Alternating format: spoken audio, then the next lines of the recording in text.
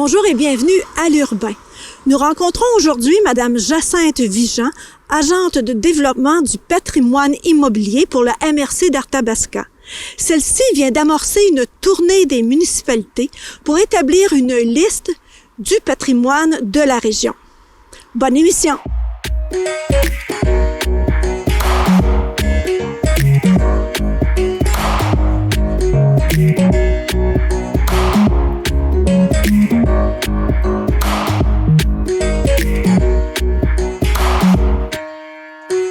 Bonjour, Madame Vigeant. Bonjour, Madame Verville.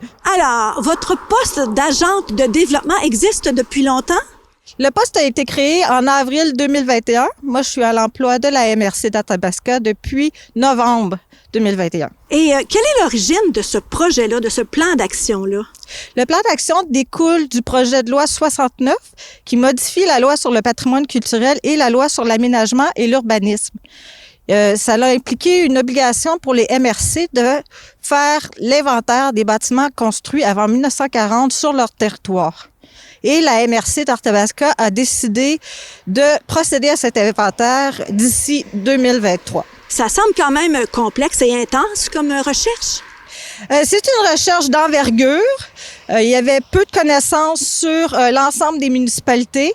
Si je peux dire, externes à la ville-centre, les 21 autres municipalités. Le projet se décline en deux phases. Il y a une phase de documentation durant laquelle nous avons consulté des cartes anciennes, des cartes topographiques anciennes, des plans d'assurance, des plans cadastraux, aussi les rôles d'évaluation pour pouvoir dresser une liste des bâtiments construits avant 1940 et des chemins qui existaient aussi à cette époque. Et ça, c'était la première phase de documentation, où on invite aussi les citoyens à nous contacter pour aussi nous informer sur l'âge de leur maison pour qu'on puisse compléter ces listes de bâtiments construits avant 1940. Et la deuxième phase, la deuxième partie du plan d'action, c'est de procéder à l'inventaire, donc à la collecte de données pratiques sur le terrain. Et quand vous dites collecte de données pratiques, là, vous allez visiter des villes de la MRC. Oui, avec les listes d'adresses de bâtiments construits avant 1940, nous nous promenons dans les municipalités pour en faire l'inventaire. D'accord. Alors, un des critères, c'est que le bâtiment ait été construit avant 1940. C'est le critère principal. Et quel type de bâtiment recherchez-vous? Dans le fond, nous, on fait l'inventaire, c'est du patrimoine immobilier. Le patrimoine immobilier, il y a plusieurs types de bâtiments. Il va y avoir les bâtiments, justement, comme une résidence, une école de rang, une église. Il va y avoir aussi les ouvrages, comme des ponts couverts, des barrages. Il va y avoir aussi les monuments, les croix de chemin, les calvaires, et aussi les dépendances. Par exemple, les étables, les granges, les ateliers, les garages. Ces critères-là sont bien importants pour vous. Là, vous avez déjà visité quelques villes en ce moment. Oui. Donc, les villes de Warwick, Sainte-Élisabeth de Warwick, Notre-Dame-de-Ham, Tinwick et Saint-Rémy-Tinwick ont été visitées. L'inventaire a été effectué dans ces municipalités-là. Oui.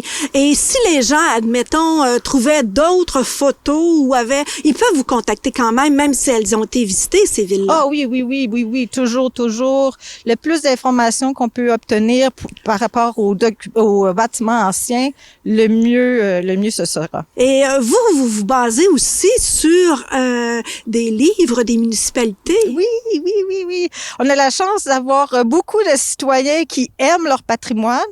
On a plusieurs municipalités où il y a des comités de citoyens qui ont produit des livres commémoratifs pour le centenaire, le 125e anniversaire, le 150e anniversaire, dans lesquels on voit justement les résidences familiales anciennes.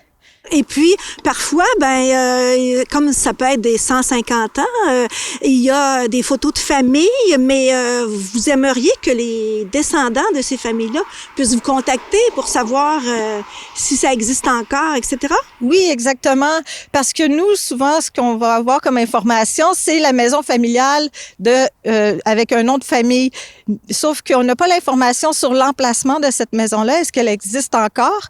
Et aussi des informations parfois par rapport aux photos, de quand date la photo, plus d'informations sur les résidences familiales. Donc, on invite vraiment les citoyens à nous faire parvenir des photos, des imageries, ça peut être des cartes postales, ça peut être des photos aériennes, tout type de photos qui sont en leur possession sur leur maison. Ça peut être la maison familiale, ça peut être aussi d'autres bâtiments, des mines, ça peut être vraiment là tout bâtiment qu'on retrouvait sur le territoire de la MRC. Oui. De toute façon, vous allez faire le tri par la suite.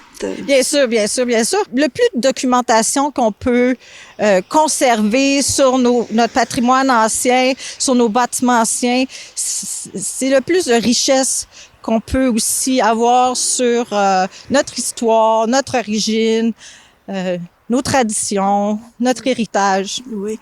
Et cet héritage-là, le gouvernement en est bien conscient et politiquement, c'est lui qui va avoir le dernier mot. Oui, exactement. Parce que cet inventaire-là va servir d'outil de connaissance, d'outil de base pour développer 2 règlements qui vont devoir être adoptés par les municipalités. Le règlement de démolition qui va devoir être adopté en 2023 et un document d'entretien et d'occupation des bâtiments patrimoniaux qui devra être adopté en 2026. Ce sont des obligations légales. Pour l'instant, la MRC ne sait pas ce que ces règlements vont contenir. Mais en temps et lieu, ils seront travaillés en collaboration avec les municipalités et ils seront soumis à des consultations publiques aussi pour que les citoyens puissent s'exprimer dans ce dossier. Donc, c'est bien important de souligner que les résidents vont faire partie des décisions. En tout cas, ils vont être consultés. Ils vont être consultés. Oui.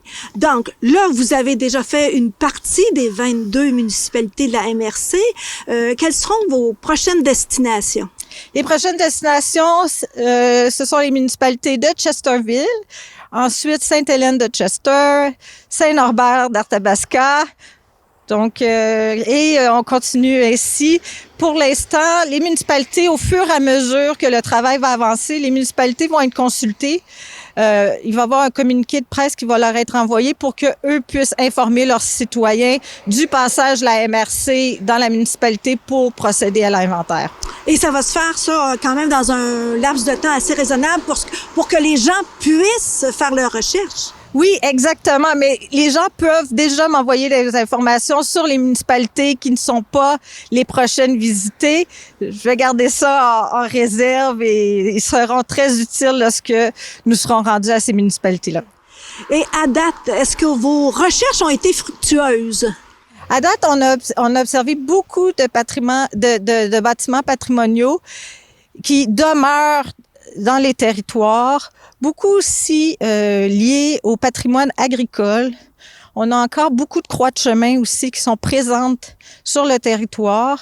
Donc, encore beaucoup de cet héritage-là du passé de la MRC qui est encore présent et qui est une richesse dans le présent et pour l'avenir. Donc, ce sont des exemples, les croix de chemin, tout ça. Il y a les églises ont déjà fait l'objet de recherches, par contre. Oui, les églises, il y a un conseil du patrimoine religieux du Québec qui s'occupe principalement des églises. Les églises sont inventoriées, mais il n'y a pas une démarche plus poussée, sauf que, bien sûr, les citoyens sont toujours invités à nous partager leurs photos, leurs souvenirs aussi par rapport à ces bâtiments. À partir de 2023, cette liste-là, que va-t-elle devenir? La liste, comme je vous disais, ça va servir d'outil de base pour l'adoption des règlements qui sont une obligation légale. Par la suite, c'est certain que là, l'adoption du projet de loi 69 donne plus de pouvoirs et d'obligations aux municipalités et aux MRC par rapport à la protection, la connaissance, la mise en valeur du patrimoine. Donc, ce sera dans une visée de mise en valeur de notre patrimoine.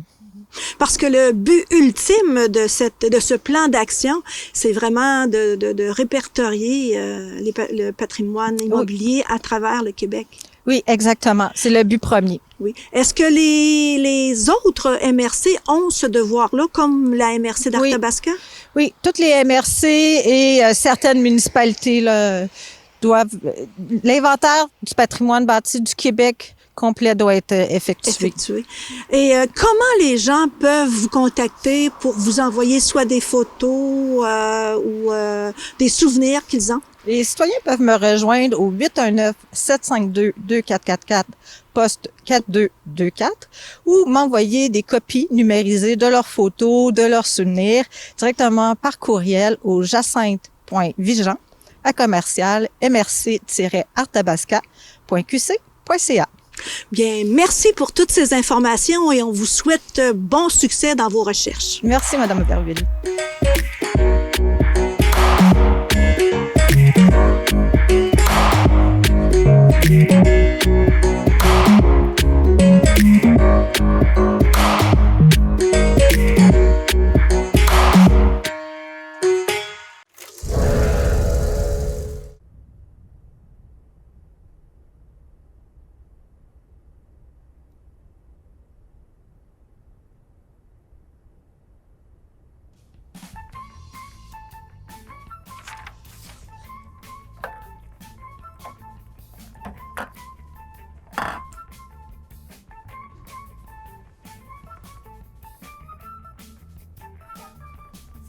Un, deux, un, tout, check, check. M'entends-tu? Oui. Ah oui. C'est bon, si c'est correct. 5, 4, 3, 2, 1, 0. Alors bonsoir et bienvenue à la toute première émission de Télébigo en direct de l'année 2022. J'espère que vous allez bien et que vous avez passé un excellent temps des fêtes. Mon nom est Benoît Mérette et c'est moi qui vais avoir le plaisir de passer cette magnifique soirée avec vous.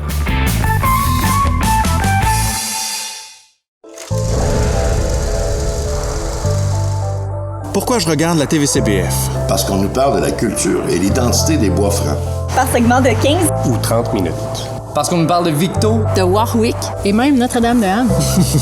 Et pour les émissions, je peux les regarder en ligne. Au moment qui me convienne le mieux. La TVCBF, c'est une télévision En constante évolution. Pour nous. Pour nous. Pour nous. pour nous Et par nous.